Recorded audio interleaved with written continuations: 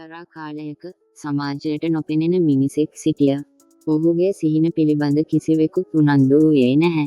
ඇසුණත් කිසිවෙකුත් ඒවා විශ්වාස කළේ නැහැ. ඔයාට කරන්න බැරි දේවල් ගැන සිහින දකින්න එපා කියලා බොහෝ දෙනා ඔහුට උපහාස කළා. නමුත් ඔහුට වැටහුණු එකම දෙයක් තිබුණා.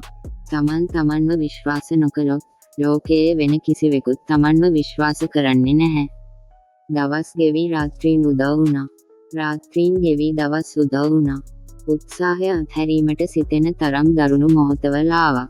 ඒත් ඔහු අත්හැරියේ නැහැ.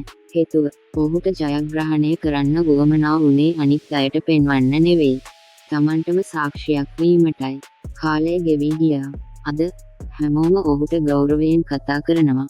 එදා ඔහුගේ අහිංසක සිහින දෙස බලා සිනාසුණු මිනිස්සු අද ඔහුගේ කතාව උදාහරණයක් ලෙස අන් අයට පවසනවා.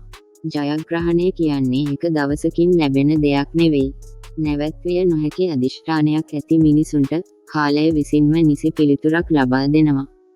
අද ඔබව කවුරුත් විශ්වාස නොකරනවා නම් එය අසාර්ථකත්වයක් නෙවෙයි. එය ඔබේ ජයග්‍රාහී කතාවේ ආරම්භයයි.